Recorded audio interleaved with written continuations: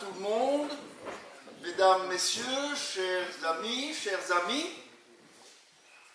Nous allons donc commencer cette conférence de Marc Dufresne et j'aurai quelques mots pour l'introduire. Il faut savoir que la crise climatique sans précédent que traverse l'humanité aujourd'hui est largement médiatisée et ne fait pratiquement plus de doute pour personne, à l'exception peut-être de quelques esprits grincheux sur lesquels nous n'allons pas nous attarder.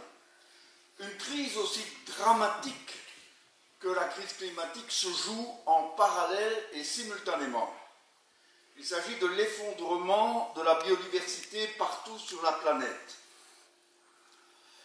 Bien sûr, on connaît cette crise, on en parle.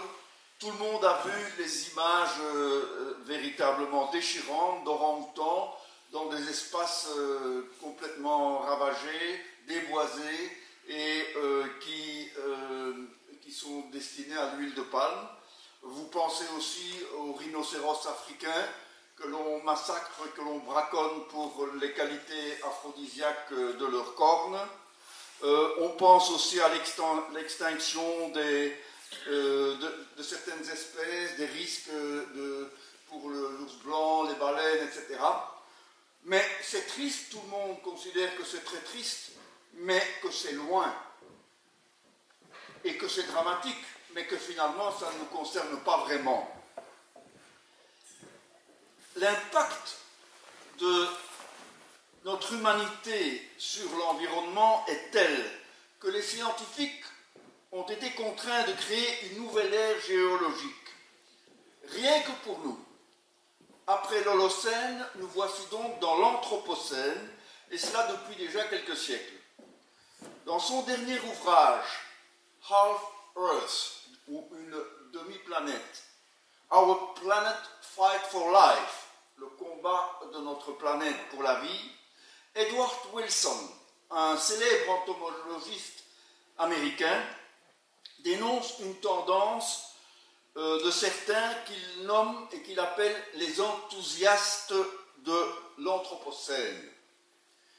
D'après ces scientifiques, parce que c'est parfois des scientifiques, il n'existe effectivement plus de zones réellement vierges sur la planète, sur la Terre, ce qui est quelque part vrai, mais ils en tirent la conclusion qu'il faut gérer la nature et l'environnement en fonction d'impératifs économiques et commerciaux, au seul usage de l'homme avec un grand H. Il faut rendre nos paysages productifs. Hélas, dans la réalité, c'est un petit peu ce qui se produit.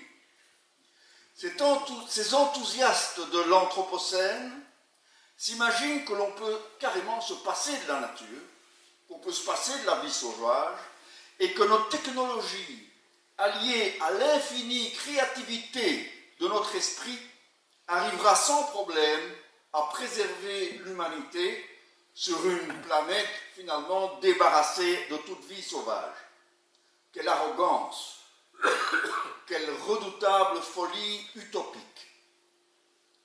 Le but de notre conférence ce soir, c'est de nous faire comprendre que cet effondrement de la biodiversité n'est pas un problème exotique, lointain, triste mais sans conséquence, mais qu'au contraire, que cette catastrophe planétaire nous concerne tous, ici et maintenant.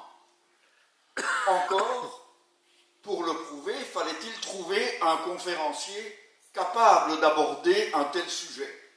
J'en ai parlé à plusieurs amis, à plusieurs relations, et chaque fois, c'est le nom du professeur Marc Dufresne qui est revenu. Alors j'ai contacté Marc, et c'est avec un immense plaisir que Marc a accepté de relever ce défi de ce soir et de nous démontrer que l'effondrement de la biodiversité est une question qui nous concerne tous et à très court terme. Donc c'est avec un immense plaisir que nous accueillons ce soir Marc Dufresne, qui est donc, je le rappelle, professeur à l'Université de Liège dans la faculté d'agronomie. Merci pour cette introduction. C'est un plaisir qu'on pense souvent à moi quand on est parler sauvetage de la biodiversité.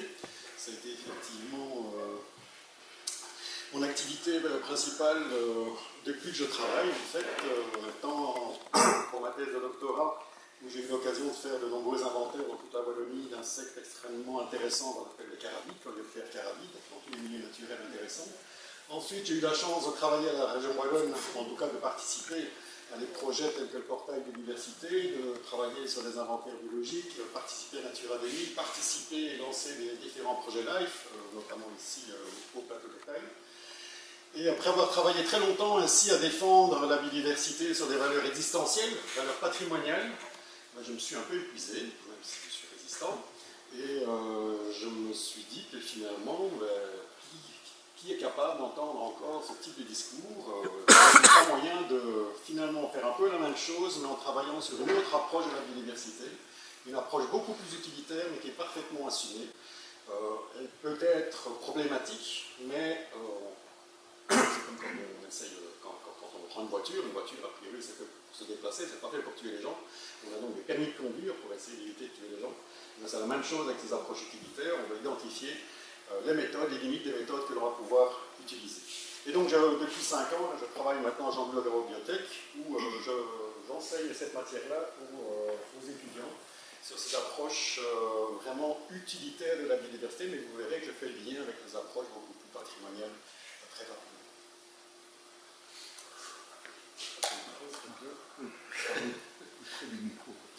Ça marche toujours. D'abord, pour commencer, recadrer un peu quand on parle de biodiversité, de quoi parle-t-on? On parle de variabilité. Variabilité qui peut s'exprimer d'abord au niveau des individus, avec la diversité génétique, qui peut s'exprimer au niveau des espèces. Donc, les espèces, ce sont des individus qui sont incapables de se reproduire entre eux, qui sont trop différents, donc diversité spécifique. Et puis diversité paysagère, avec la diversité des écosystèmes qui forment les paysages et qui construisent des paysages qui sont hétérogènes, en mosaïque et généralement très fonctionnels. Donc, quand on parle de biodiversité, on doit prendre l'habitude de parler des 3 niveaux et surtout pas résumer la biodiversité au nombre d'espèces. J'insiste vraiment là-dessus. Il faut prendre en compte les notions de diversité spécifique, génétique, mais aussi paysagère. Un autre point essentiel du fonctionnement de la biodiversité, de la gestion de la biodiversité, c'est les logiques d'emboîtement. L'ordre de logiques d'emboîtement qui vont des gènes au paysage, en passant par les espèces, les populations et les écosystèmes. On a toute une série d'interactions entre ces différents niveaux, entre ces différents niveaux d'échelle qui sont vraiment importants, des flux de transfert d'énergie, des interactions qui font que les espèces vont dépendre des populations, mais les espèces vont aussi dépendre des écosystèmes et des autres espèces qui vivent dans ces écosystèmes. Donc c'est ces 2 aspects qui sont vraiment importants dans la biodiversité, la variabilité, tout à fait essentielle, mais aussi cette logique d'emboîtement de ces différentes échelles qui sont à la fois spatiales, temporelles, les phénomènes qui agissent à l'échelle des paysages agissent sur des échelles de temps et d'espace beaucoup plus importantes que ceux qui agissent sur les gènes. Alors pourquoi est-ce que c'est intéressant d'avoir de la diversité? Eh bien, c'est tout simplement pour résister, pour s'adapter. C'est ce qui permet aux espèces de s'adapter aux perturbations, et la sélection naturelle, c'est le moteur de la sélection. C'est vraiment la sélection naturelle qui permet d'identifier quels sont les gènes qui vont être bénéfiques, quels sont les individus qui sont plus résistants que d'autres. Par exemple, au changement climatique. Alors, quand on parle de biodiversité, moi j'aime bien maintenant parler de deux groupes de biodiversité différentes. La biodiversité qu'on appelle extraordinaire, c'est-à-dire celle qui correspond à tous les joyaux de la biodiversité. Vous avez ici toute une série de photos qui représentent des espèces qui sont présentes au plateau de Taille, notamment, avec des espèces de tourbières, il n'y en a plus beaucoup, des comme ça.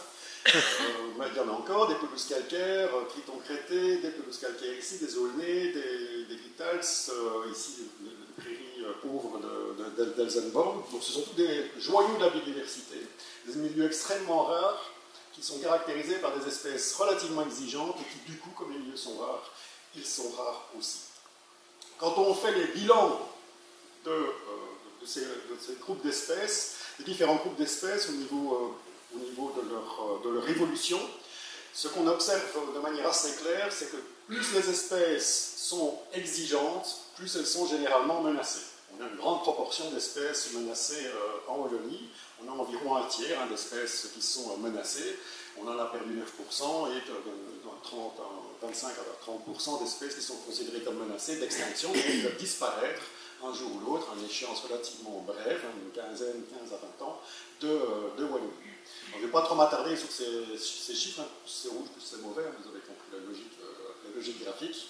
Et quand on regarde au niveau des habitats, donc des biotopes, comme on devrait les appeler, au sens scientifique du terme, mais quand on fait des indicateurs d'état de conservation, on se rend compte que la plupart, en Wallonie en tout cas, des habitats de la région continentale, donc au sud du sillon Sambre-Mozan, et de la région atlantique au nord du sillon Sambre-Mozan, sont aussi majoritairement en situation extrêmement défavorable, en état de conservation défavorable. Donc là, on parle de Natura 2000, hein, d'habitats qui sont catégorisés par Natura 2000, et dont on fait l'évaluation dans le réseau Natura 2000, mais aussi en dehors du réseau Natura 2000, parce qu'ils doivent être protégés sur l'ensemble du territoire, Natura 2000 n'étant qu'un moyen de contribuer à leur protection. Alors la disparition d'espèces a toujours été un phénomène courant, en fait. Ça ne devrait pas inquiéter un naturaliste de voir des espèces disparaître. C'est normal, ça fait partie de la vie, de l'effet de la sélection naturelle, que des espèces disparaissent. On a assisté, depuis l'origine de la vie, à 5 grandes extinctions de masse par le passé, qui ont donc eu des impacts extrêmement importants en termes de taux d'extinction sur les espèces qui étaient présentes. Et la dernière, c'est celle dont on parle encore assez souvent, il y a 70 millions d'années à peu près, cet astéroïde, un volcan, un méga-volcan, on ne sait pas encore trop si c'est l'un ou l'autre, ou l'un posé par l'autre, ou les deux à la fois, qui est à l'origine de la disparition des dinosaures. On est donc à des crises qui ont été qui sont relativement importantes et qui ont modifié de manière considérable la diversité biologique qui, par sélection naturelle, s'est de nouveau diversifiée pour recréer une forte variabilité biologique. Maintenant, si on regarde ce qui se passe actuellement, en fait, et si on compare les taux d'extinction historiques moyens qui étaient d'environ la perte d'une espèce tous les 1000 ans, quand on regarde les données fossiles, hein, il y a quelques centaines de milliers d'années, perte d'une espèce tous les 10 ans, bien maintenant, le taux d'extinction est environ, qu'on observe actuellement, est 1000 fois plus important que le passé. 1000 fois plus important, ça vous montre qu'effectivement, on est en fait dans une nouvelle crise, et on s'attend à ce qu'elle soit encore 10 fois plus importante dans les prochaines années. Donc une nouvelle crise vraiment importante, 6e extinction, auquel on assiste et à laquelle on participe de manière tout à fait importante. Globalement, on connaît 2 millions d'espèces, on estime que ça peut être 5 à 10 millions, même certains scientifiques estiment que c'est 100 millions d'espèces, beaucoup plus important. Ça vous montre qu'il y a encore du travail, hein, des taxonomies importants à faire, et globalement, on en perd en fait beaucoup plus qu'on en découvre, puisque, vu la vitesse de l'extinction, la perte de biodiversité est extrêmement importante. Alors, est-ce que vous vous souvenez ce que vous faisiez le 19 mars 2018, où avez-vous été marqué par un événement qui a priori unique dans votre vie?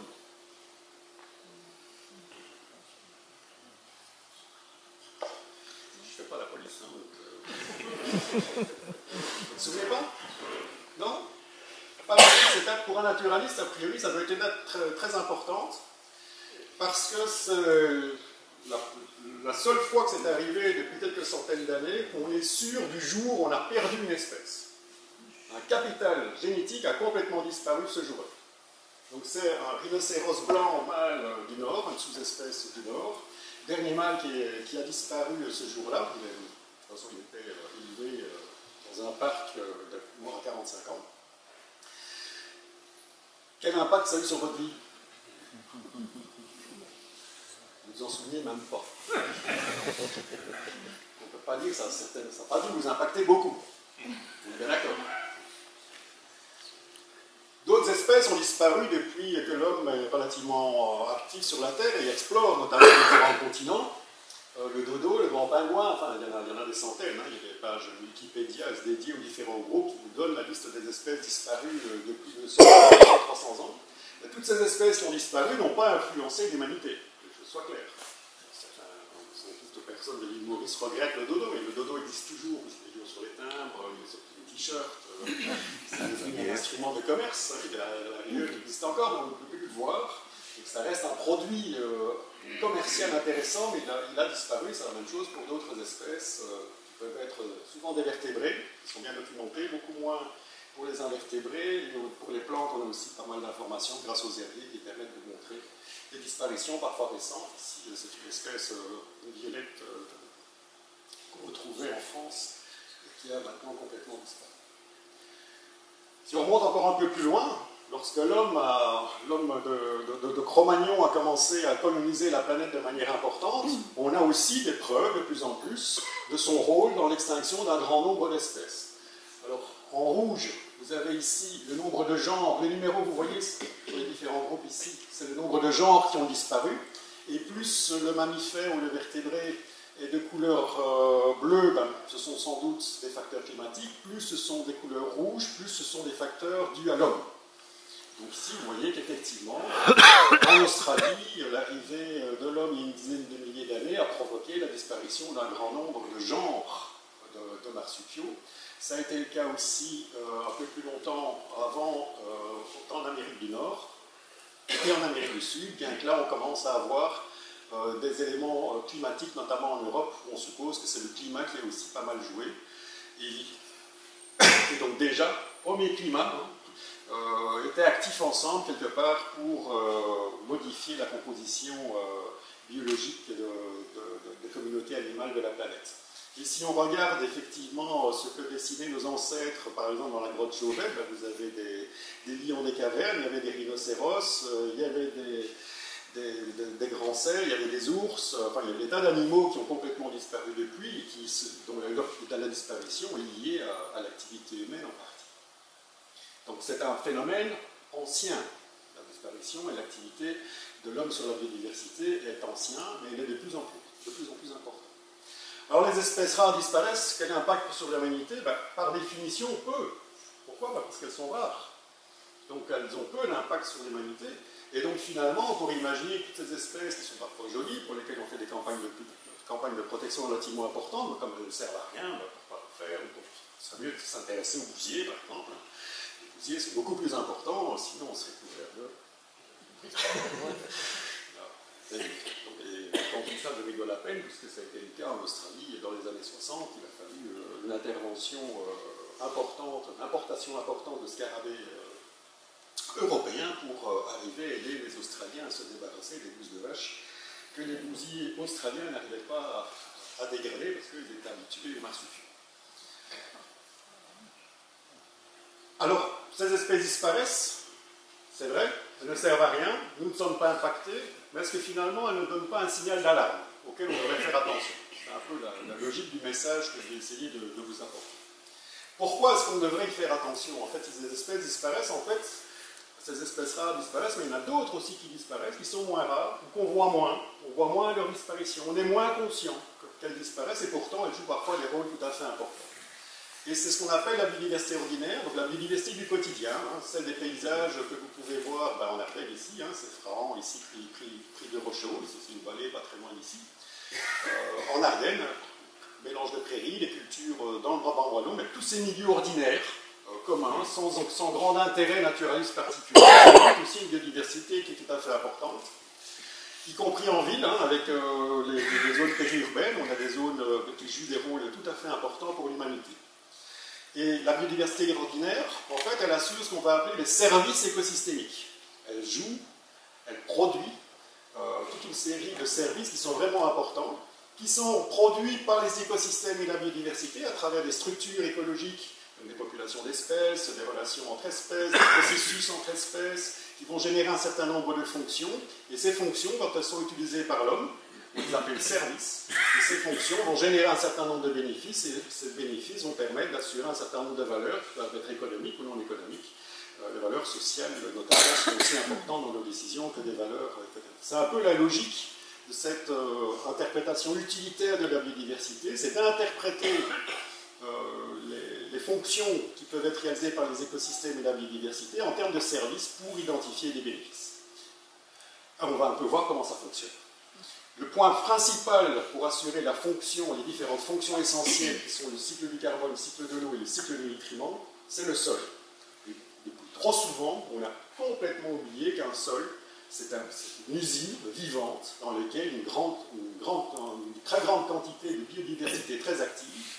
Et quand on le maltraite, Donc, par exemple, quand on plante des résineux, quand on le laboure, ou quand on y apporte des pesticides ou des amendements de manière trop importante, quand on réalise des coupes à blanc, on maltraite le sol de manière extrêmement importante, et un sol, c'est quelque chose qui est extrêmement structuré.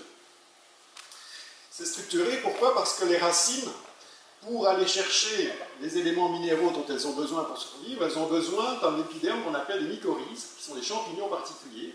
Elles ont besoin aussi de toute une série, une grande diversité de virus, de bactéries, de micro-organismes qui vont les aider à capter et dégrader la matière organique et aller chercher des nutriments pour que la végétation puisse les capter à travers les racines. On a donc toute une série d'espèces qui vont des plus petits organismes, des bactéries, jusqu'à des espèces ingénieurs, j'ai le meilleur d'IA ici, qui vont assurer ce rôle. Ça, c'est par exemple, dans les sols forestiers, vous avez la quantité de familles, de groupes biologiques qui sont présents, avec des espèces de grande taille, qu'on va appeler des espèces ingénieurs, par exemple la taupe, qui va créer des grosses galeries, mais on a aussi les lombriques, des escargots, des larves de scarabées qui vont creuser dans le sol, qui vont donc structurer le sol. Et puis on va aller vers des espèces de plus en plus petites, toute une série d'insectes, des colamboles, des acariens, des protozoaires, des champignons, jusqu'à bactéries et même des virus. Dans 1 gramme de sol, on peut avoir 1 milliard de bactéries en sol forestier. Et ces bactéries, ce ne sont pas nécessairement des bactéries qui rendent le sol malade, hein, d'accord? On a toujours peur des bactéries. La réponse est antibiotique immédiatement. Non, ici des bactéries qui sont très utiles parce que ce sont elles qui vont assurer la base du fonctionnement biologique, des cycles biologiques de décomposition et de mobilisation des éléments minéraux nécessaires. J'attire votre attention sur le fait qu'en jaune, c'est la proportion d'espèces inconnues et en bleu, la proportion d'espèces qui ont été identifiées. Vous voyez le travail qui reste à faire au niveau biologique. On est encore bien loin de connaître ce qui se passe dans les sols forestiers. Les sols forestiers, pourtant, il n'y en a pas très loin d'ici. Et donc on gère, on utilise, on travaille ces sols sans les connaître. On ne connaît pas leur richesse, on ne sait pas comment ça fonctionne. En plus, on a des sols qui peuvent être en fonction des conditions écologiques extrêmement différents les uns des autres.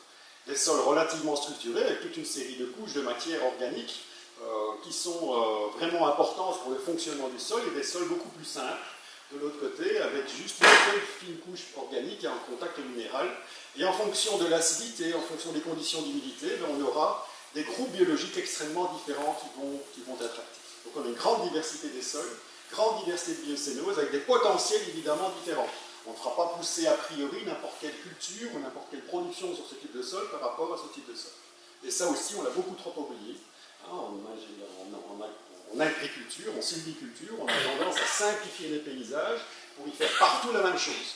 On ne s'adapte pas aux conditions écologiques, alors que ce serait ça la clé qui résoudrait déjà beaucoup de problèmes.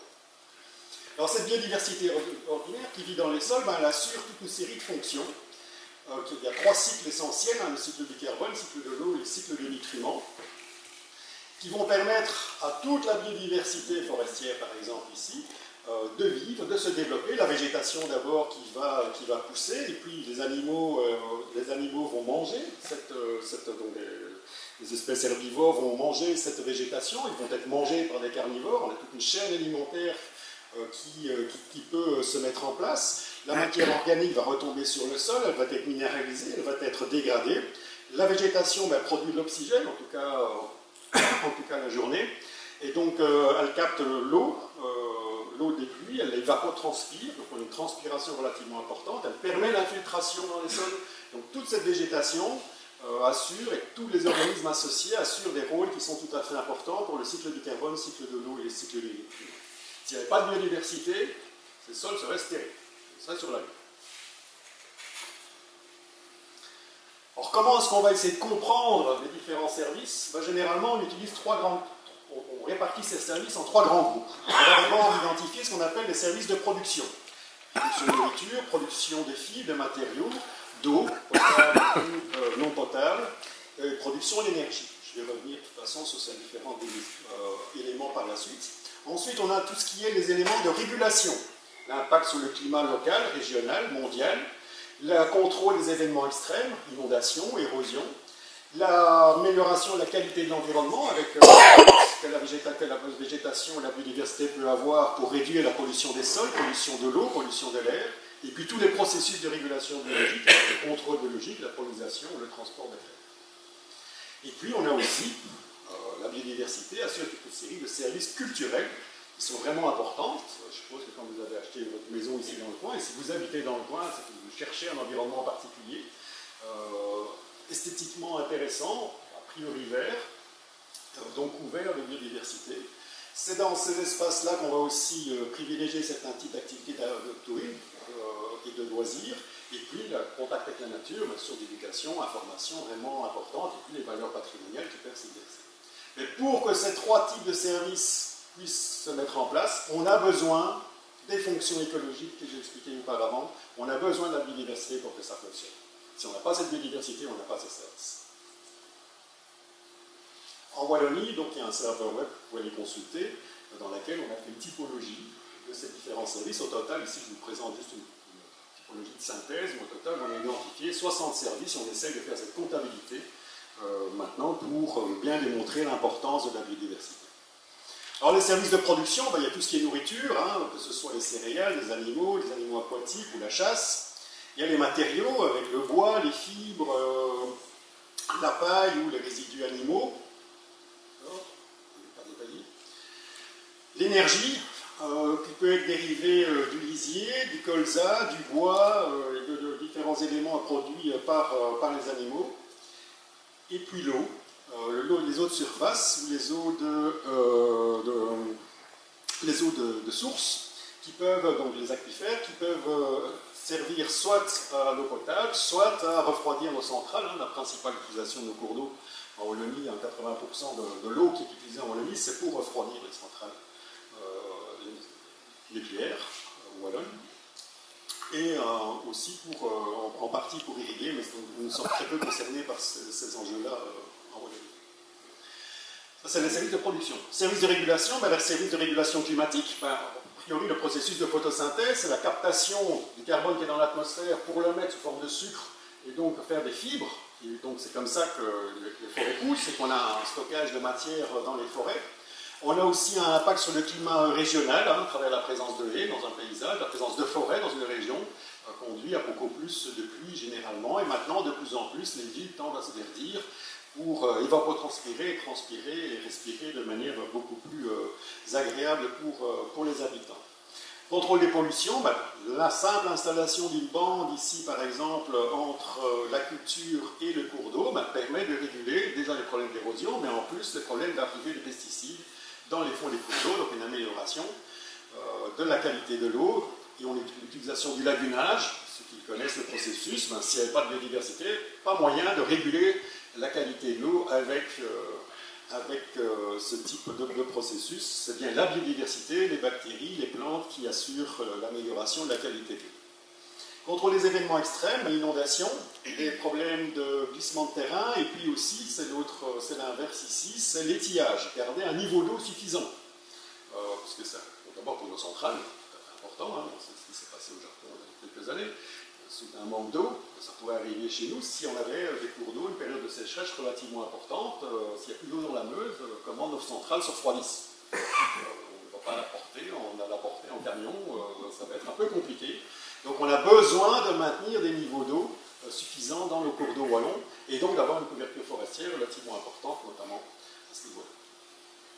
Les processus biologiques, ils sont graines, tombent généralement verticalement, quelques-unes sont taillées pour se disperser un peu plus loin, mais ce sont souvent les animaux qui assurent les dispersions végétales. Et puis il y a tout le contrôle biologique, les prédateurs qui vont contrôler les ravageurs, les pestes diverses et variées. Qualité de vie, la qualité de vie au quotidien, avoir un environnement de vie, soit à la campagne, au monde rural ou en ville. Les activités de loisirs associées au milieu naturel sont vraiment importantes. Et puis il y a tout le côté expérientiel de la nature, avec le brin du cerf, les découvertes, les classes vertes, et puis les scientifiques aussi qui ont besoin d'avoir de nature pour comprendre comment fonctionnent les écosystèmes naturels, parce que s'il n'y avait rien que des écosystèmes transformés, on ne saurait pas très bien comment identifier les manières d'agir sur la biodiversité. La nature est aussi une source d'inspiration artistique, aussi pour les documentaires. S'il n'y en a pas de nature encore sauvage, il y a plusieurs chaînes qui existent sur vos packs TV, qui sont des chaînes purement documentaires et qui gagnent de l'argent grâce à ces documentaires, de manière relativement importante en plus. Et donc, on a besoin de ces espaces-là pour pouvoir vous raconter des histoires extraordinaires sur la biodiversité. Et puis, il y a toutes les valeurs symboliques, Saint-Hubert et Saussure, d'héritage, d'existence liées à la biodiversité, le retour à la vie sauvage, le wilderness. Ce sont aussi des valeurs essentielles associées à la biodiversité qui doivent être conservées et qui doivent être maintenues pour que tout le monde puisse en bénéficier. Pas oublier non plus que la biodiversité est une source d'inspiration pour l'homme. Ça, c'était les trains japonais avant qu'un directeur, le directeur du service qui travaillait dessus, qui était ornithologue, se pose un certain nombre de questions. Le Japon, c'est un pays montagneux, beaucoup de tunnels. Et donc, chaque fois qu'on rentre dans un tunnel en train et qu'on en sort, on a des problèmes de compression d'air relativement importants. Et donc, ça faisait des explosions, les trains ne pouvaient pas rouler très vite. Et il s'est rendu compte, en force d'observer le martin pêcheur, que le martin pêcheur, quand il plongeait dans l'eau, il rentrait dans l'eau sans faire une éclaboussure, sans faire de bruit. Il s'est posé un peu de questions. Et le hasard de cette rencontre, de cet ingénieur chargé de la gestion des trains et du martin pêcheur a conduit maintenant, si vous avez la chance d'aller au Japon, vous allez utiliser ce genre de véhicule. Ce n'est pas une œuvre d'artiste particulière, c'est juste un moyen de gagner 15% d'énergie, d'aller 10% plus vite, pas faire de bruit, en s'inspirant de la morphologie du bec du martin pêcheur. Des exemples comme ça de biomimétisme, on en a des centaines. Ici, l'effet lotus, si vous avez des nappes qui sont auto-nettoyantes, c'est parce qu'on va jouer sur des microstructures ici, qui ont été copiées de la feuille de lotus que la sélection naturelle avait sélectionnée et mis en œuvre depuis extrêmement longtemps. Donc la biodiversité, c'est aussi un capital d'information important qu'on n'a pas encore utilisé nécessairement et qui est une assurance pour le futur.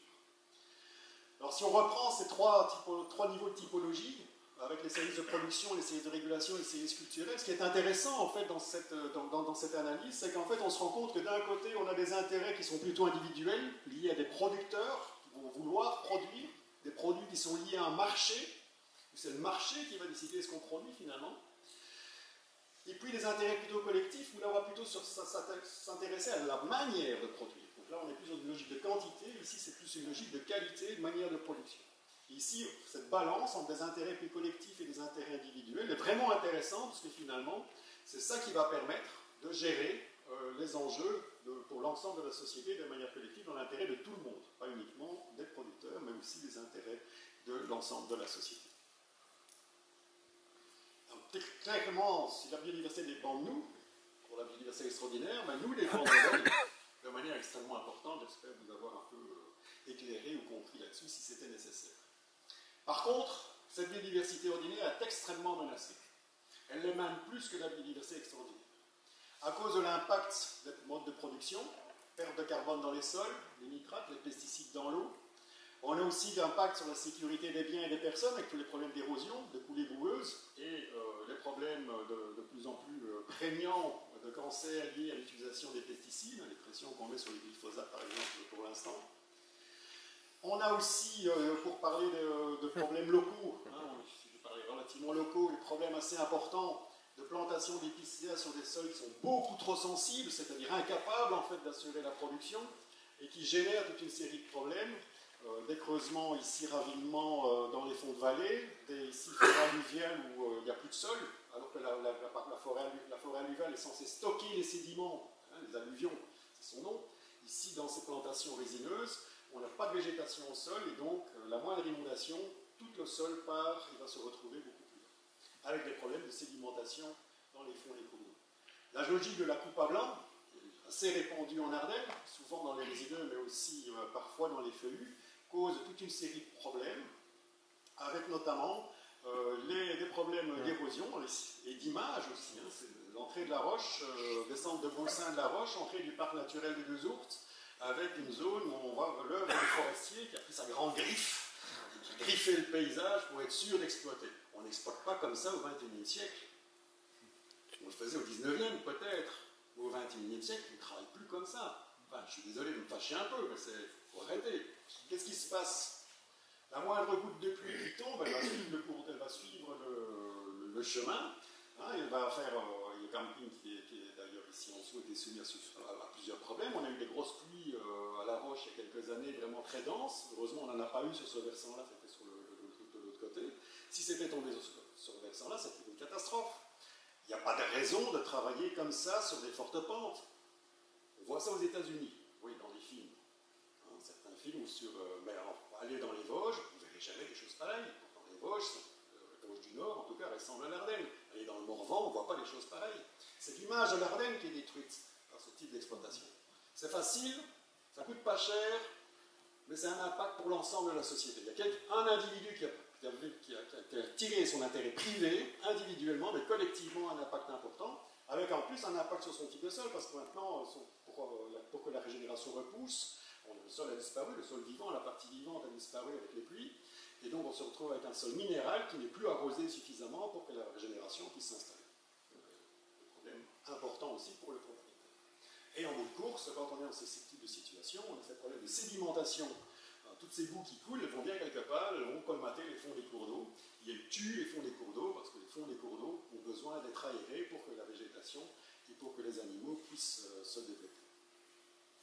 Problème de régénération, qualité des paysages, des sentiers, on se retrouve avec ce type de paysage. Dans le parc naturel des Deux Ourtes, on devrait, j'ai entendu que le président était là, on devrait interdire ce type d'exploitation. On est au XXIe siècle, on peut travailler avec le treuil, on peut prévoir des subventions, on peut imaginer des systèmes qui font qu'on ne travaille plus de cette manière-là. Ça vaut vraiment la peine en termes d'image, mais aussi de fonctionnement et de résilience de la production forestière.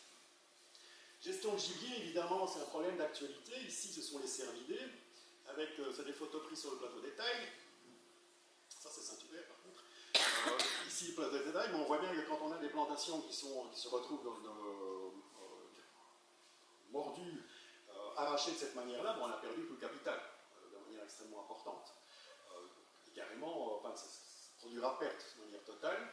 Quand on compacte les sols, comme ça a été le cas lors de la crise du hêtre, en voulant sortir un maximum de bois le plus vite possible, alors qu'on aurait mieux fait de le laisser peut-être en forêt, puisque des sols compactés ont entraîné en fait un système de boules de neige qui fait des sols compactés. On est en plus sur les hauts plateaux là, avec des sols hydromorphes, des sols relativement humides. Si on les compacte, les racines n'ont plus d'air et les arbres meurent. Donc on a eu un effet boule de neige. Et si on a perdu 50% suite à un problème climatique, ben 50 autres c'est suite à la gestion qui a suivi, la gestion forestière inappropriée. Autre problème d'actualité, actuellement, je ne pouvais pas ne pas en parler, la peste porcine africaine est un bel exemple du fait que quand on pousse les écosystèmes au fond, au maximum de la production, on se retrouve avec beaucoup plus de problèmes que si on avait un peu diminué le niveau de production. Cet exemple de la PPR est vraiment très révélateur de la fragilité de l'écosystème forestier à cause des modes de production qu'on applique dans ces écosystèmes. Premier enjeu, c'est qu'a priori l'introduction par les chasseurs semble une hypothèse bien crédible. On verra avec la justice, mais c'est en tout cas une option bien crédible. C'est pas un sandwich polonais ou un tank lettonien qui est venu apporter la PPA dans le camp de la glande. On a eu une logique, dès qu'on a identifié qu'il y avait des problèmes, la logique c'était de mettre des clôtures, mais on n'a pas voulu agir sur l'ensemble des densités en région wallonne. On a déclaré qu'on allait le faire, on ne l'a pas fait réellement. Le faire réellement, c'est engager les gens pour descendre, enfin, excusez-moi de parler comme ça, pour éliminer les sangliers. On est à 4 fois la densité supportable potentiellement sur les écosystèmes. Et si on avait, dès le départ, autour du foyer, éliminé, mais dépenser même des millions s'il le fallait, hein. De toute façon ça va nous coûter des dizaines de millions ce problème-là. Donc des millions au départ pour se débarrasser totalement des sangliers, parce que s'il n'y a plus de sangliers, la peste porcine ne se disperse pas. Le fait d'avoir des grosses densités facilite la dispersion. Même les clôtures ralentissent la dispersion. Mais les blaireaux, les ratons laveurs, les renards, les oiseaux, les clôtures, ils passent au-dessus sans aucun problème. Et ils passent d'un cadavre à l'autre, et dès qu'ils ont trouvé un cadavre c'est une bombe. Bombe virale, et donc ça dure 2 ans, donc on a d'énormes problèmes. Et actuellement, les 2 derniers points qui ont été observés ici à l'église et de l'autre côté ici, vous annonce que toute la veine va être contaminée assez rapidement. Je veux avoir tort, mais je vous donne rendez-vous dans 2 ans pour en parler. On a de grandes chances que la démo Forest, qui va être organisée ici, normalement cette année, ne puisse pas se faire. Parce que démo Forest sera dans la zone d'exclusion. C'est comique d'ailleurs, puisque c'est le président du Royal Saint-Hubert Club qui s'occupe de la communication de l'Imo Forest. On a donc des densités beaucoup trop élevées qui facilitent une dispersion rapide. Et on a aussi le problème de l'explosion des scolites. Cette année, année chaude, 3 générations de scolites, interdiction d'accès, exploitation forestière, donc on ne pouvait pas contrôler. Le scolite de l'épicéa est un ravageur primaire, au contraire des scolites des feuillus, qui sont des ravageurs secondaires. Donc, la différence entre les deux, c'est qu'un ravageur primaire s'attaque à des arbres sains, et un ravageur secondaire ne s'attaque à des arbres malades. Donc, quand il y a eu la crise du hêtre, c'était rien que des arbres malades qui étaient attaqués par les scolites du hêtre. Mais le scolite de l'épicéa, il s'attaque aux arbres sains. Et le fait qu'on ait des forêts qui sont monospécifiques, de grande taille, qui ne sont pas capables de résister à des problèmes climatiques, ben, font que les scolites ont trouvé un terrain tout à fait propice pour se développer. Et donc, si on avait anticipé ça avec du mélange, par exemple, mélange de feuillus résineux, ben, la dispersion des scolites serait beaucoup plus ralentie, et en plus, les épicéas auraient sans doute beaucoup mieux résisté, eux, de leur côté, aux problèmes climatiques. Et cette zone d'interdiction, ben, ça a des impacts multiples sur le tourisme. Il y a déjà plusieurs sociétés touristiques, ou en tout cas des gîtes, qui ont fermé, qui ont mis la clé sous la porte. Et puis en termes d'image pour l'Ardenne, vous avez envie d'aller dans un endroit, passer des vacances où il y a la peste. Réfléchissez un peu, mettez-vous à la place des autres. Compliqué, ce problème-là. Tout simplement pourquoi? Parce qu'on a voulu pousser les densités à fond de gibier, de manière très importante, pour que ça rapporte le plus possible aux chasseurs, pour qu'il y ait des revenus très importants pour les communes. Alors c'était une bonne idée sans doute au départ, mais c'est une bulle financière, ça s'appelle comme ça, c'est la même chose que la crise de 2008. On vit sur une bulle financière, on a voulu exploiter au maximum la forêt, ben, la forêt, il y a des limites, et on se retrouve un peu ici bien coincé. Alors là, maintenant que j'ai complètement décollé, j'ai quitté la Wallonie, parler des problèmes du monde. Quel est l'avenir pour l'humanité? Je reviendrai à la Wallonie après. D'abord, faisons un peu un dézoomage important. Si on regarde l'évolution de l'humanité, non plus en termes de PIB, produit intérieur brut, de richesse, mais d'indices de développement humain, comme le programme des Nations Unies pour le développement l'a proposé, on utilise 3 indices: l'espérance de vie à la naissance et la santé.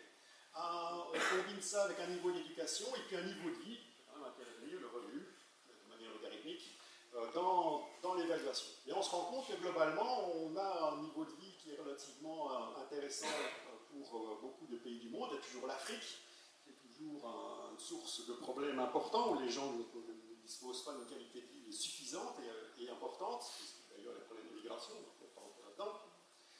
L'objectif, c'est d'avoir cet indice qui dépasse 80%, et on estime que quand cet indice dépasse 80%, ben, on est à un niveau de vie relativement correct.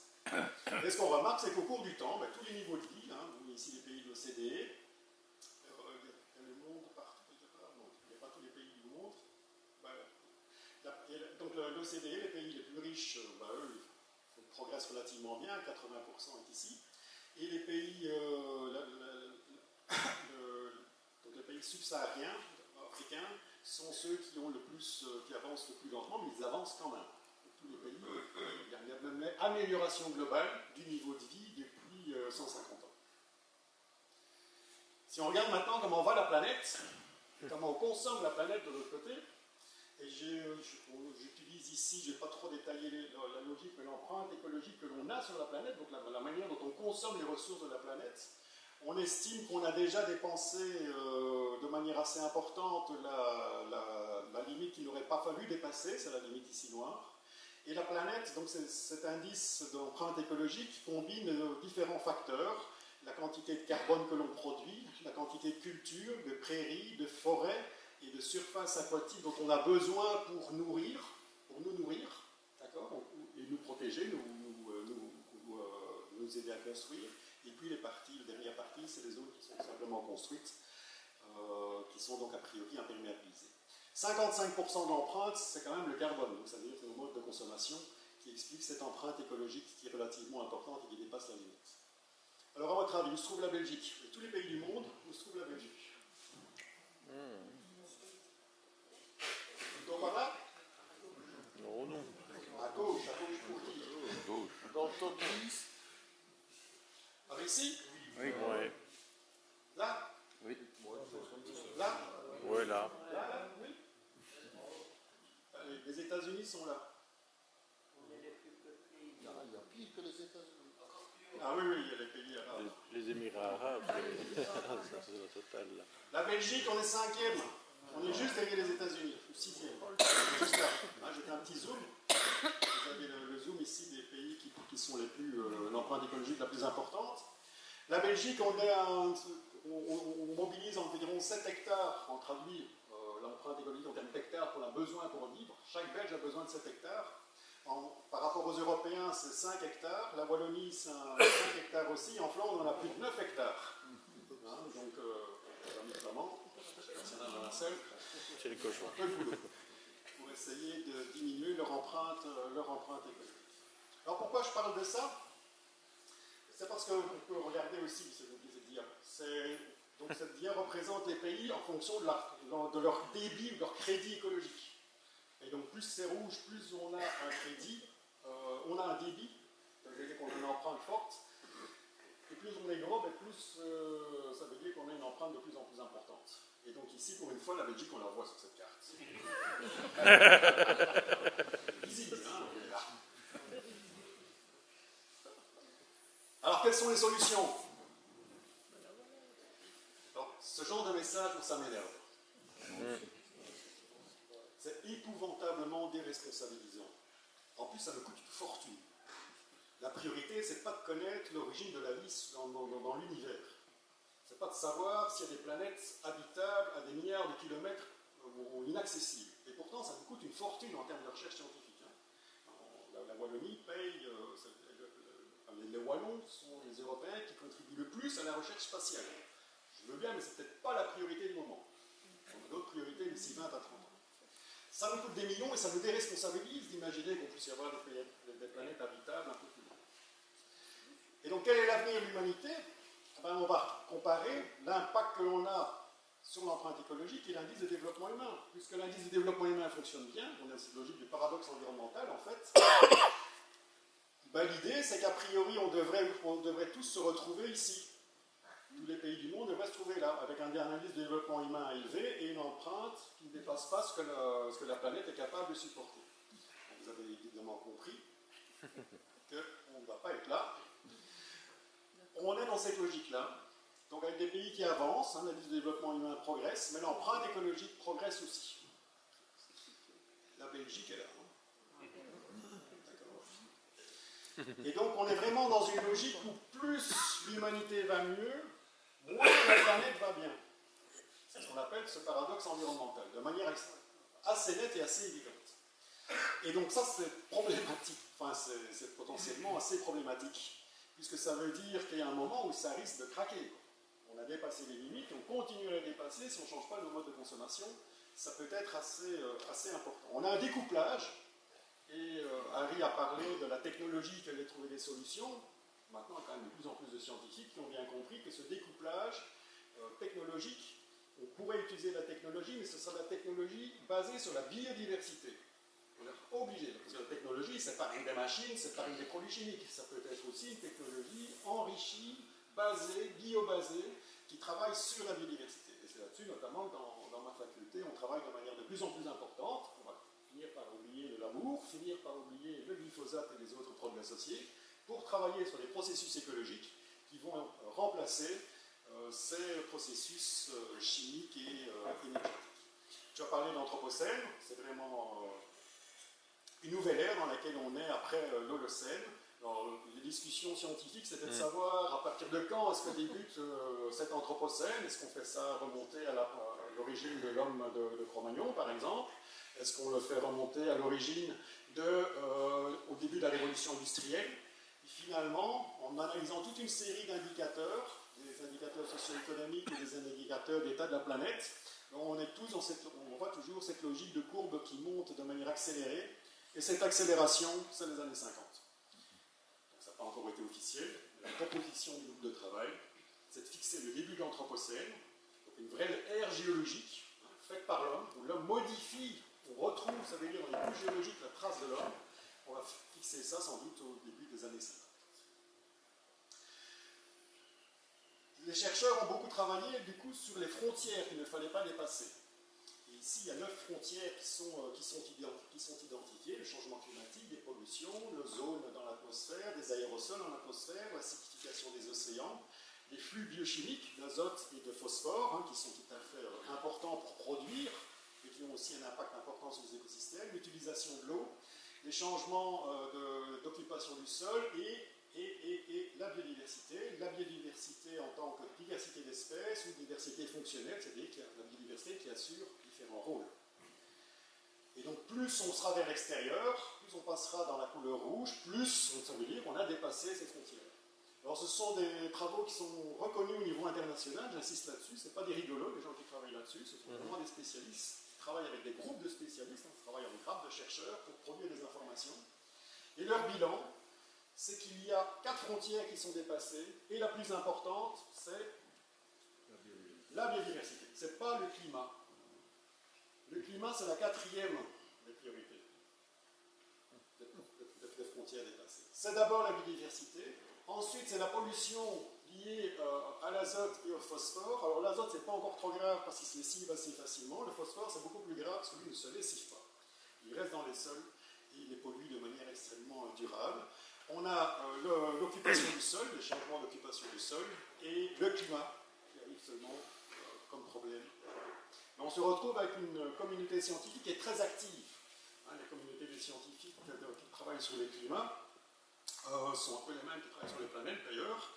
Les astrophysiciens notamment au départ. C'est une communauté scientifique très puissante, très active et qui mobilise beaucoup. Par contre, les biologistes, on n'utilise pas des grosses machines, on n'envoie pas les trucs dans l'air, on n'a pas les gros télescopes, on a des microscopes. Donc on n'est pas très identifié comme étant des gens qui peuvent mobiliser autour de la biodiversité.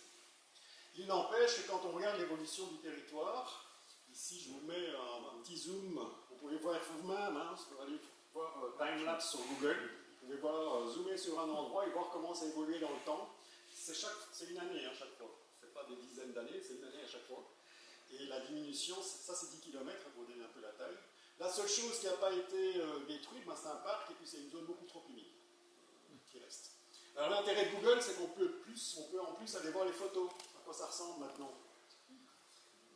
Et on retrouve un vétéran oublié en endroit. Un autre enjeu important, zut, je n'ai pas pensé à ça, il faudrait cliquer sur...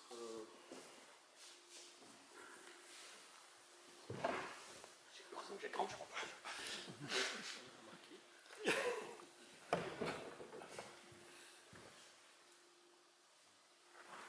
Je clique. Où est-ce qu'elle est, votre souris?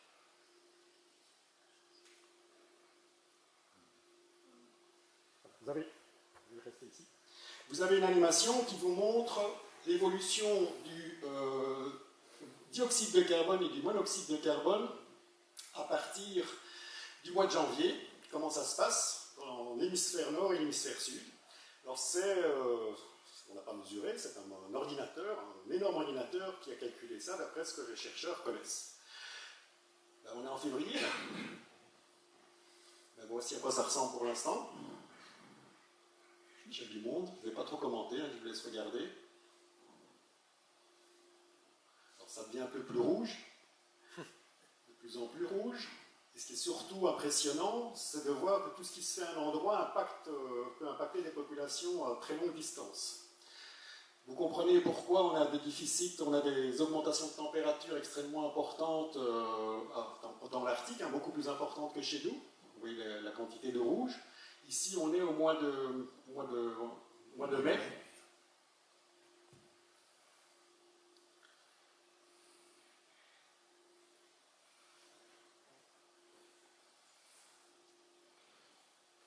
Je vous laisse en profiter.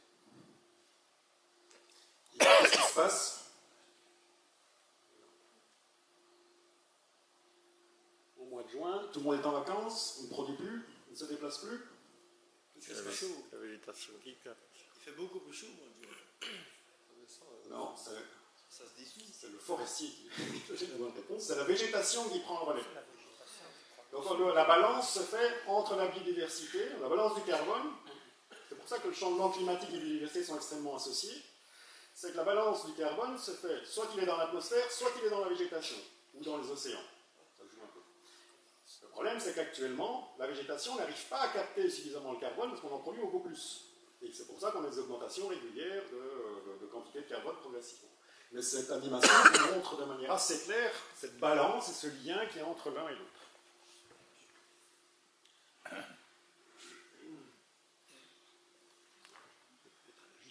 Ce n'est que pour une année, c'est ça. C'est une simulation. Donc, ce n'est pas des vraies données, c'est des données qui sont établies sur des modèles, mais c'est le principe, c'est pour vous montrer le principe comment ça fonctionne.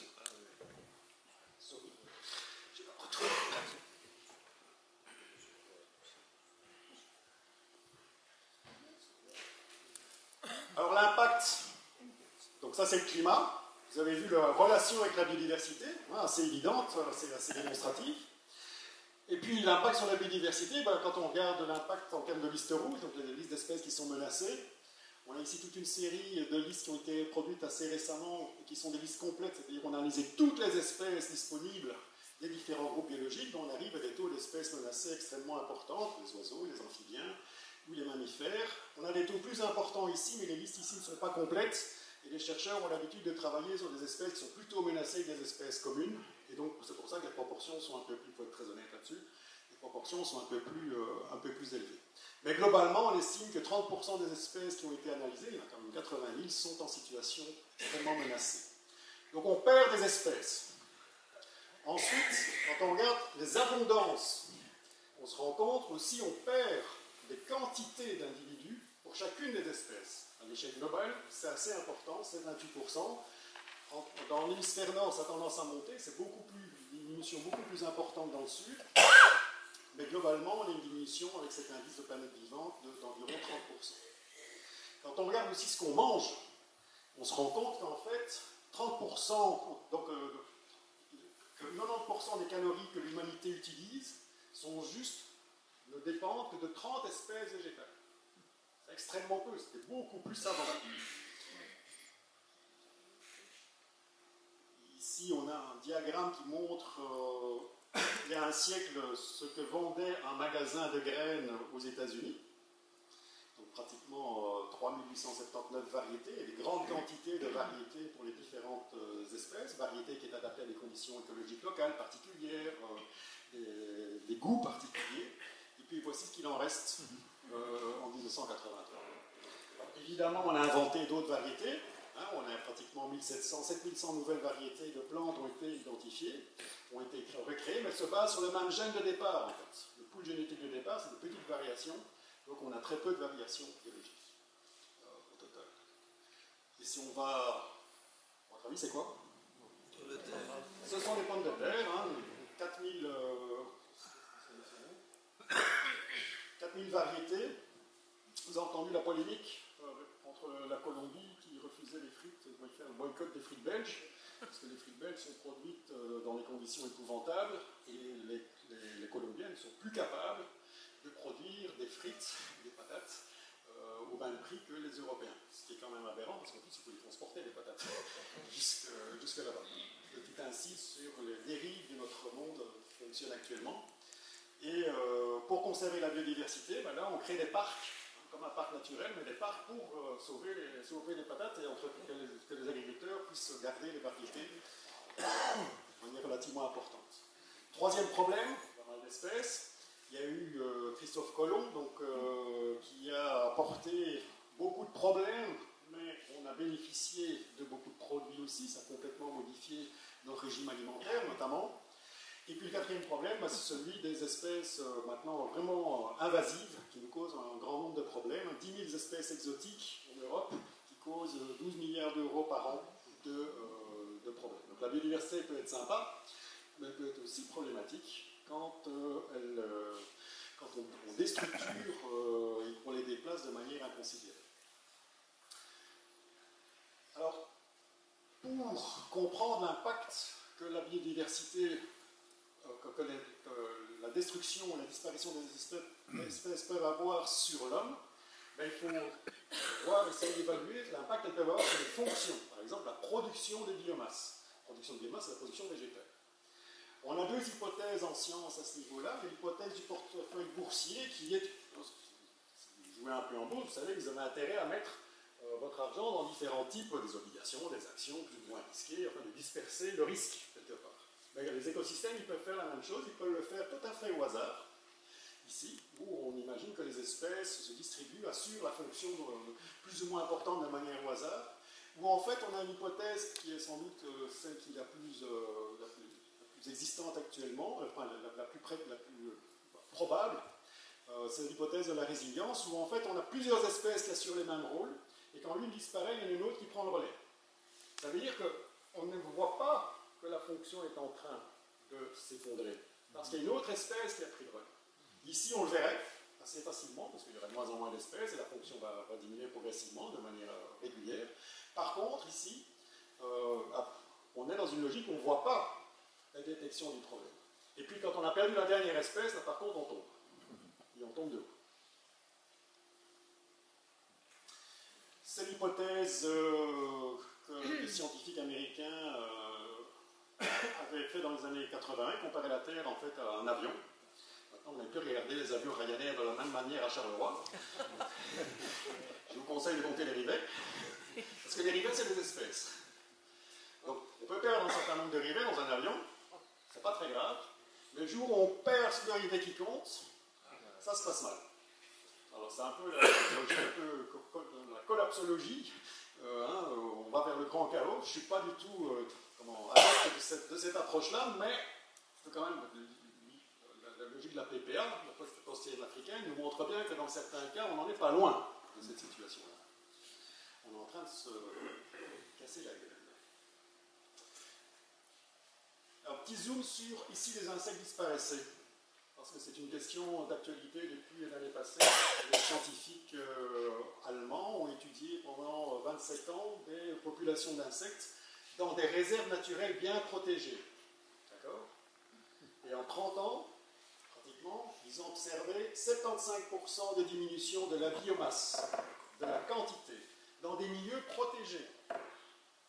Pas des milieux agricoles ou intensifs ou des plantations d'épicéas, dans des milieux protégés, et des grandes réserves, pas des petites réserves, des choses significatives.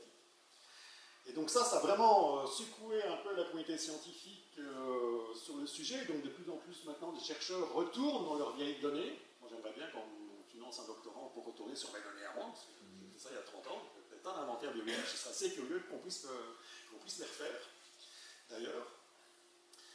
Et si on élargit cette diminution de biomasse, cette diminution de biomasse, vous l'avez tous observé sur les calandres de vos voitures, les pare-brises. Hein, il y a 30 ans, il fallait les nettoyer tout le temps. Maintenant, on les nettoie beaucoup moins. Hein.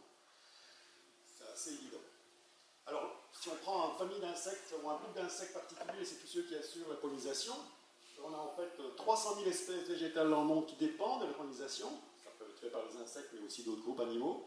La valeur totale correspond à environ 10% de la valeur des produits agricoles, qui est donc assurée par les insectes, une contribution à la richesse, assurée par les insectes. Et s'il n'y avait plus de pollinisateurs, on aurait des coûts extrêmement importants en termes de production. Voici le déjeuner que vous aurez dû prendre ce matin. On ne mange pas comme ça, normalement c'est ça qu'on devrait manger. Un déjeuner bien diversifié. Voici celui que vous avez peut-être mangé, mais c'est celui sans pollinisateurs.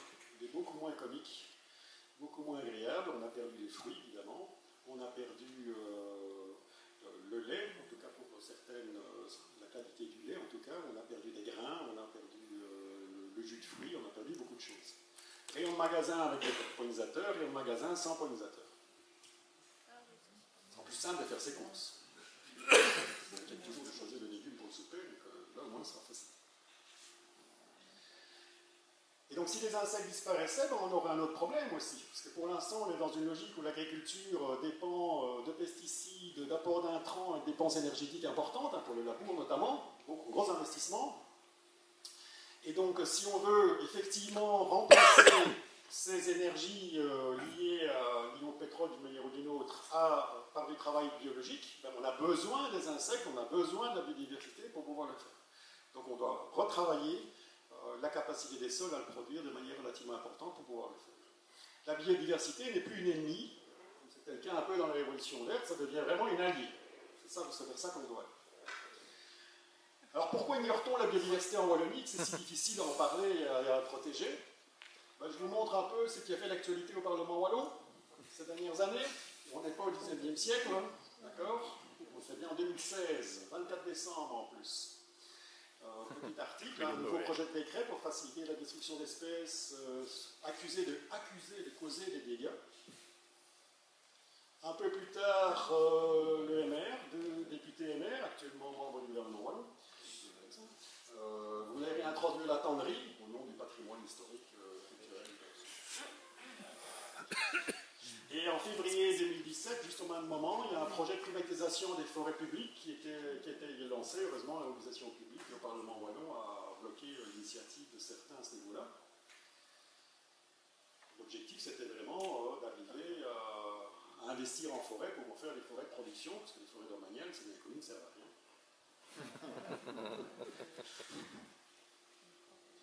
Et puis en novembre dernier, le Parti écolo a proposé une résolution sur la biodiversité, en insistant sur l'urgence de la protéger, de mettre en œuvre un certain nombre de moyens. Ça a été rejeté par la majorité, et donc poussé par le PS et écolo, mais rejeté par le MR et le CDH. Et donc ça veut dire que le gouvernement ne voulait pas s'en occuper, sauf qu'une idée a été reprise, et donc maintenant il y a des ateliers de la biodiversité qui sont mis en place pour essayer de rassembler la société civile, de faire du participatif sur les enjeux. Donc on peut quand même dire que cette résolution a eu un effet bénéfique en bout de course. Mais ce genre de choses, c'est des choses qu'on devrait voir au 19e siècle, au 20e siècle, plus au 21e, on est bien d'accord. Alors pourquoi est-ce qu'on a tant de problèmes? Parce que c'est à cause de la densité de la population. C'est souvent ce qu'on me disait, on est trop nombreux en Wallonie, c'est pour ça qu'on ne sait pas s'occuper de biodiversité. En fait, en Wallonie, nous étions déjà 2,8 millions en 1910. Et donc on n'est jamais que 3,5 millions. Donc on a à peine augmenté. Une augmentation très faible. Et si on regarde la densité dans les communes, il y a même 40% du territoire où la densité a diminué depuis 100 ans. Donc ça veut dire que ce n'est pas un problème de densité de population. On ne sait pas lutter contre les gens. On ne va pas éliminer les gens pour faire la biodiversité. On est bien d'accord là-dessus. Mais en fait, on a une densité beaucoup moins importante. Donc, ce n'est pas le problème de la non prise en compte de la biodiversité. En Wallonie, on a à peine 1% du territoire protégé par un statut fort de conservation. En Flandre, on a 3%, alors qu'ils sont 2 fois plus que nous à l'hectare, et que les terrains coûtent 3 à 4 fois plus cher. Il y a une vraie politique de mise en œuvre, ils arrivent à 3% du territoire, 150 mètres carrés de nature protégée par famille en Flandre, et à peine 100 mètres carrés de nature protégée en Wallonie. On a 13% de sites Natura 2000, évidemment, une grande surface, la Flandre a la même proportion, mais en fait, dans les 13% de sites Natura 2000, on a vraiment 2% qui sont réellement protégés, 7% qui sont d'une gestion plutôt moins durable, les forêts feuillues notamment, et 4% où on a une gestion qui est non différenciée, d'exploitation notamment de résineux dans des conditions épouvantables qui devraient être restaurées. Alors, est-ce qu'on ne protège pas la biodiversité? Parce qu'on doit produire plus. Ici, vous avez une carte du Brabant wallon, là où je travaille, où j'habite, sympa, où la taille des champs en rouge, c'est des champs qui font plus de 10 hectares. Donc très clairement, on est dans une logique de productiviste, à fond, extrêmement importante. Or, on a un nombre d'exploitations agricoles qui diminue de manière extrêmement régulière. En 30 ans, on a perdu la moitié des agriculteurs. Mais la surface agricole utile reste stable, puisque la surface moyenne des exploitations augmente de manière régulière. Donc on est dans une logique d'intensification de la production qui est de plus en plus importante, alors que, quand on regarde les rendements, on n'arrive plus à améliorer les rendements. Et au contraire, on a maintenant des variations relativement importantes de production, qui s'associent à des variations importantes des prix, parce que c'est les prix mondiaux maintenant qui régissent les marchés, et donc les agriculteurs se retrouvent vraiment confrontés à de gros problèmes, incapables de prévenir, d'identifier réellement les revenus qu'ils vont pouvoir obtenir. Et c'est assez aberrant en plus de toujours vouloir produire plus, parce qu'actuellement, quand on fait la somme des primes européennes pilier 1 et pilier 2, on est à pratiquement 136% du revenu des agriculteurs, 136%, donc une fois et un tiers en plus que leurs revenus qui leur sont donnés avant de commencer à produire. Vous savez à quoi servent vos impôts? C'est même jusqu'à 500% pratiquement pour les éleveurs revenants. 5 fois le revenu, le montant du prix. Les revenus sont faibles pour certaines personnes. C'est un rapport, gardez ça en tête. Mais on est dans une logique où on donne beaucoup d'argent, mais cet argent, pourrait servir à produire mieux et pas produire plus. C'est vers ça que le verdissement de la PAC veut aller et doit aller de toute manière pour le respect des contraintes internationales de compétition, puisque les accords de l'OMC prévoient qu'on ne subventionne pas une agriculture particulière ou un secteur commercial particulier. On ne peut le faire que si c'est pour des compensations, parce qu'on veut compenser des pertes. Pour l'instant, ce n'est pas vraiment le cas en Europe, et c'est encore moins le cas en Europe. Et ici, il y a vraiment moyen de se mettre autour de la table les agriculteurs pour un peu, on vous garantit le salaire, on vous garantit les bonnes conditions de travail, on va peut-être travailler un peu différemment. D'autant plus que je vous rappelle qu'en termes de production agricole, on est à l'ordre de 30 à 40% de la production agricole qui sert à faire du biocarburant et de l'énergie, pas nécessairement de nourrir. Donc la logique, l'agriculteur qui nourrit, dont on a besoin, on peut en discuter aussi. Il y a 10% des céréales qui servent à faire du pain, en Wallonie, 45%. C'est pour nourrir les animaux, 45 et 45 autres %, c'est pour être brûlé. Or, on produit ces céréales exactement de la même manière, avec les mêmes standards de qualité. On n'a pas de sous, en fait, en Wallonie, en Belgique, pour la nature. Mais si, on a des sous. Quand on regarde un rapport ici de Comeos, donc les représentants du commerce, en 2015, sur les dépenses pour tout ce qui était horticole, le Belge dépense 685 € par an, en moyenne, quand vous allez dans les jardineries. Pour des plantes, pour des fleurs, dans le mobilier de jardin, un peu ici la liste. Ça va un peu tout mettre. Ça veut dire qu'on a de l'argent en fait. C'est juste qu'on l'utilise à des choses qui ne sont pas nécessairement les plus utiles. Si chaque famille wallonne mesurait à peine 10 €, ça fait 15 millions d'euros par an, ça changerait complètement les enjeux de biodiversité et la manière dont on pourrait gérer la biodiversité en Wallonie. Notamment en arrêtant d'essayer de produire sur ces sols marginaux, comme on les appelle maintenant, sols sensibles et marginaux. Ce sont sols sensibles et marginaux, c'est ce sol tourbeux par tourbeux que vous allez trouver en brun. Donc ici, on est du côté de Libin. Ça le tourbière des troufferies de Libin avec des affluents de la Lesse, la Lomme. On a des sols très humides, 80 000 hectares. On a des sols alluviaux humides, 70 000 hectares. Des autres sols alluviaux secs, 80 000 hectares. On a des sols secs et superficiels, donc c'est un humide des vallées. Redescendre, on va avoir des pelouses calcaires notamment, et puis on a des pentes pour environ qui peuvent être chaudes, exposées ou froides, qui ne sont pas exposées au soleil, de 25 000 hectares. Ça représente en total environ 15% si on oublie les autres sols marginaux, 300 000 hectares à peu près, un peu moins si on oublie les sols alluviaux secs. Où la rentabilité est difficile, il est difficile de produire du bois, de produire de l'agricole dans ces types de milieux. Or, ce sont des zones qui assurent de grandes diversités de services. Ce sont ces zones-là qui peuvent assurer le contrôle de l'érosion, le contrôle des polluants dans l'eau. Ce sont ces zones-là qui peuvent être moins soumises à l'érosion aussi, parce que sur les pentes notamment, pour moins générer de problèmes. Donc on a vraiment des vrais enjeux sur ces zones-là. En plus, le grand intérêt, c'est que c'est sur ces zones-là qu'on va retrouver les habitats les plus intéressants. Ce sont des milieux extrêmes. Les espèces rares sont associées à des milieux extrêmes. Sur les pentes qu'on va trouver des érablières de ravins. Ce sont des vallées alluviales qu'on va trouver des aulnées alluviales, des tourbières, dans d'autres endroits. Sur les pelouses calcaires, ce sont sur les sols secs et superficiels. Donc on a tous des enjeux ici assez... Il y a un enjeu commun en fait entre l'homme et la biodiversité. En tout cas la biodiversité extraordinaire, et l'homme pour ses raisons utilitaires, c'est dans ces zones-là, réfléchissons ensemble, ça représente 15% du territoire, pour un peu les exploiter de manière différente. D'autant plus qu'elle représente un capital économique important pour le développement du tourisme. Le tourisme en Wallonie, c'est 6% du PIB. C'est beaucoup plus que l'agriculture. La sériculture et la chasse. Parlons pas de chasse.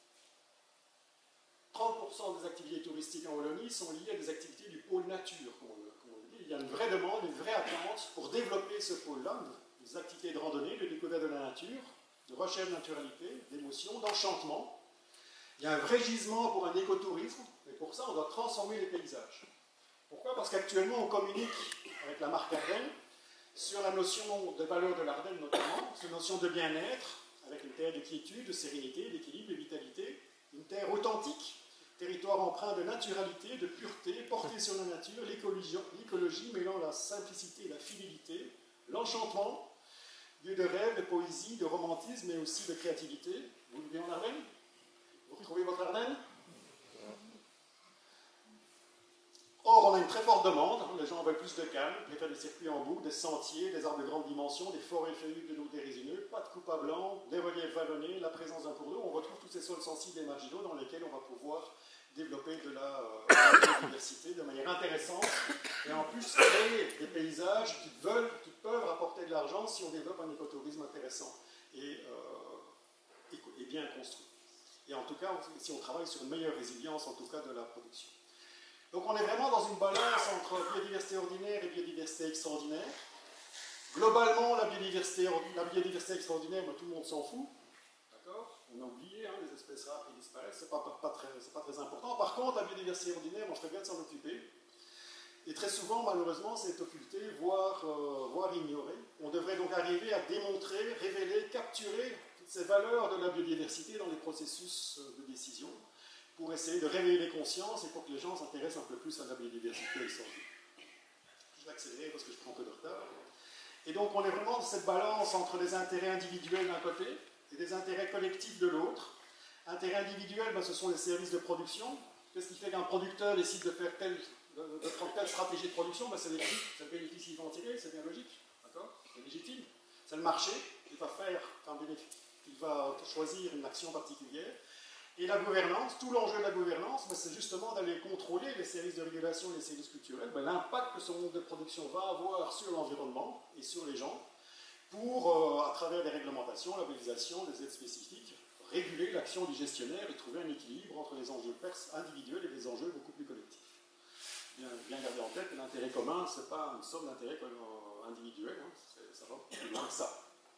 Et donc, si on veut vraiment développer la biodiversité en Wallonie, et reprendre la main dessus, on doit travailler dans ces sols sensibles et marginaux, en tout cas c'est là que c'est le plus facile à faire, pour développer des réseaux écologiques, ce sera là que c'est le plus logique de le faire, et puis développer aussi une logique d'infrastructure verte pour assurer des multiples services pour le bien-être humain, améliorer la qualité de l'environnement en général.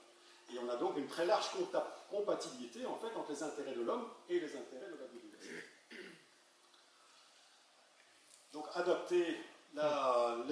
il faudra adapter les paysages, hein. Ça sont des cultures qui se font aux États-Unis, on nous les présente toujours comme étant des extrémistes, mais non, il y a des endroits où les gens réfléchissent.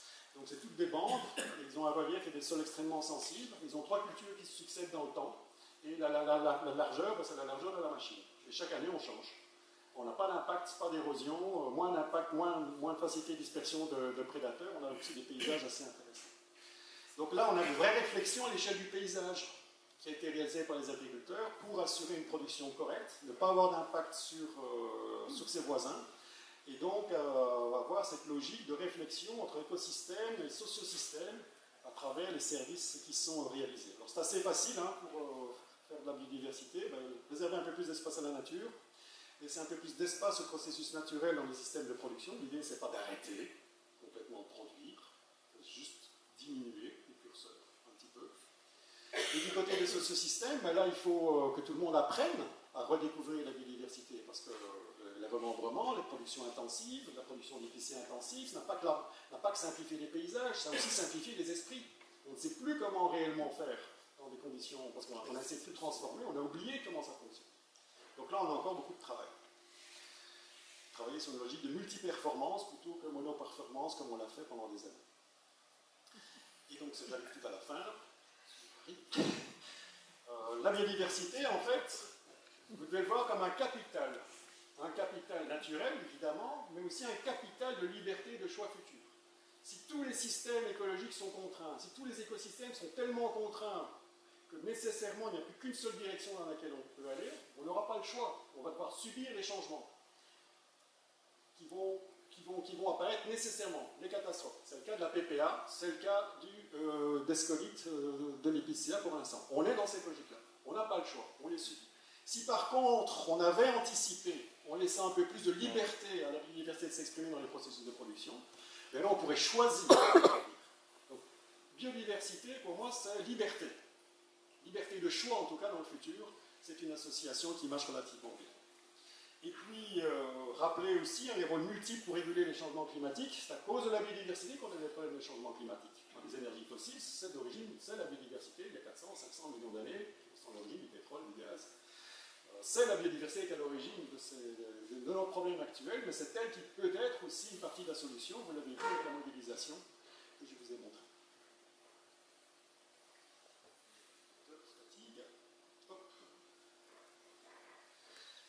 Donc les solutions passent par plus de sobriété, mais aussi par plus de biodiversité dans les systèmes de production.